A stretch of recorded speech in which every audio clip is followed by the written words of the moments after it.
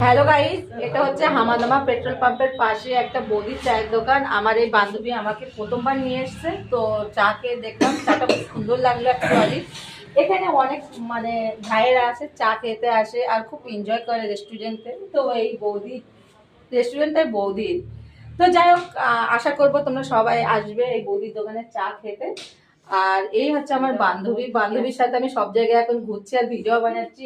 আর এই একটা দেখো, তোমাদেরকে কি বলবো, বৌদির একটা মেয়ে আছে, সুইট, খুব সুন্দর লাগলো আর খুব ভালোবাসা দিল বৌদি।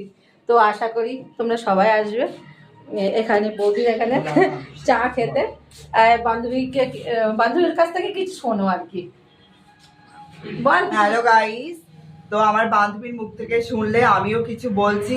এখানে আসো, খুব ভালো ভালো চা, এগ রোল, পকোড়া, কফি সবকিছুই এখানে পাওয়া যায়, বুঝেছো? সেই ভাইরাল বৌদির চায়ের দোকান, বুঝছো? অনেক দূরতে দূরতে লোক আসে, বুঝেছো? দেখেছো দেখো, তোমরাও চলে এসো, এখানে চাটা খুব সুস্বাদু, বুঝেছো? তা সবাই ভালো থেকো, টাটা। লোকেশনটা হচ্ছে হামাদামা পেট্রোল পাম্পের পাশে। টাটা, সবাই ভালো থেকো।